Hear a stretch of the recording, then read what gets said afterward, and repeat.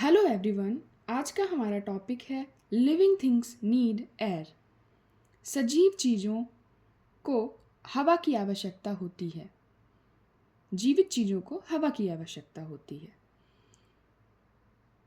सजीव ही मतलब जीवित हैं, जिनमें जान होती है। आज हम इस पूरे पैराग्राफ की फर्स्ट रीडिंग करेंगे। उसके बाद हम इसकी मीनिंग को देखेंगे कि इस पूरे पैराग्राफ की मीनिंग क्या है। Let's get started. Miss Smita said that she was going to make us do some more interesting activities in the class that day. She opened her cupboard, and what did she see there? A little plant kept in a polythene bag. It had dried up. Miss Smita was very sad that the plant had withered. She explained all living things need air to live, just like they need food and water. She told the children to pinch their nose and hold their breath. Jamie couldn't stay like that for very long. Gasping for breath, he said, "Ma'am, I can't do it." See how difficult it is to stay without air, even for minutes. We can stay without water and food for a few days, but we cannot stay without air longer than a few minutes. Miss Smita said she added that air was needed for many other things. Meaning क्या है इसकी?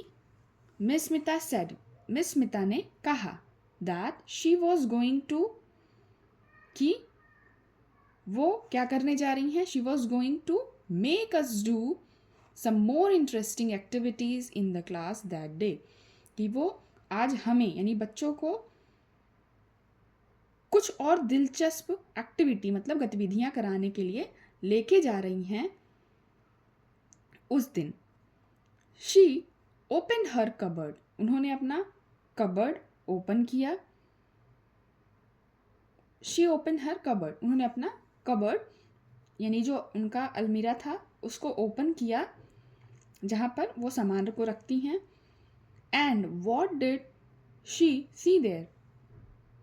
और उसने वहाँ क्या देखा? मतलब उन्होंने, जो मैम थी, उन्होंने वहाँ क्या देखा?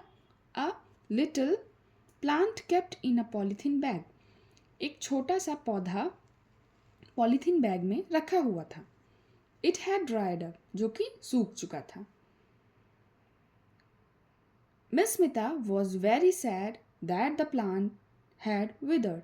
Miss Smita बहुत उदास थी क्योंकि जो प्लांट है, जो पौधा था, वो मुरझा चुका था। She explained all living things. वो समझाती हैं all living things need air to live. वो समझाती हैं कि सभी सजीव चीज़ों को यानी जिनमें जान होती है उन्हें एयर हवा की आवश्यकता होती है जीवित रहने के लिए। Just like they need food and water, जैसे कि सेम उसी तरीके से जैसे कि हमें यानी बच्चों को फूड और वाटर यानी खाने और पानी पीने की, भोजन और पानी की आवश्यकता होती है। She told the children to pinch their nose. वो बच्चों से कहती हैं कि अपनी नोज को पिंच करो यानी दबाओ तेजी से। And hold their breath, और अपनी सांस को रोको। Jamie couldn't stay like that for very long. Jamie जो स्टूडेंट था, जो बच्चा था, वो अपनी नोज को काफ़ी देर तक पिंच ज़्यादा लंबे समय तक नहीं कर पा रहा था, करके नहीं रख पा रहा था। Gasping for breath, सांस लेने के लिए हांफते हुए। Gasping means हांफना, सांस ना ले पाना।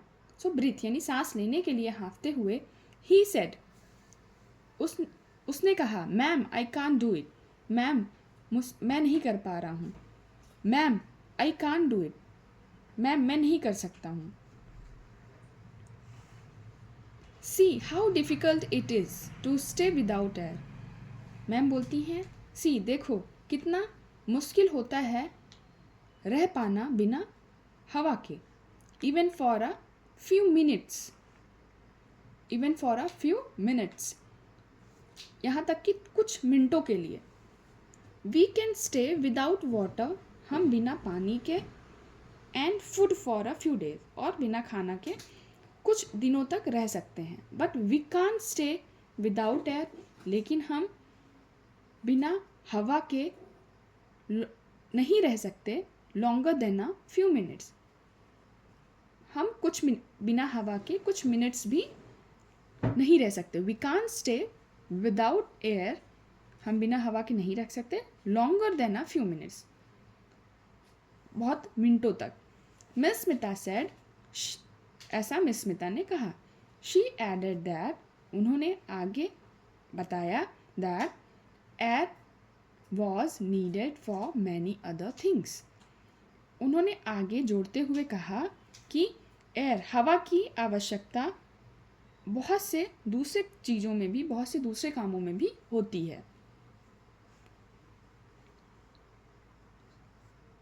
आज के इस लेसन में हमने देखा कि जो लिविंग थिंग हैं उन्हें एयर की आवश्यकता होती है, उन्हें एयर की नीड होती है। सजीव चीज़ों को, जिनमें भी जान है, वो बिना एयर के नहीं रह सकते। आज का हमारा ये वीडियो यहीं पर एंड होता है। Till then, thank you.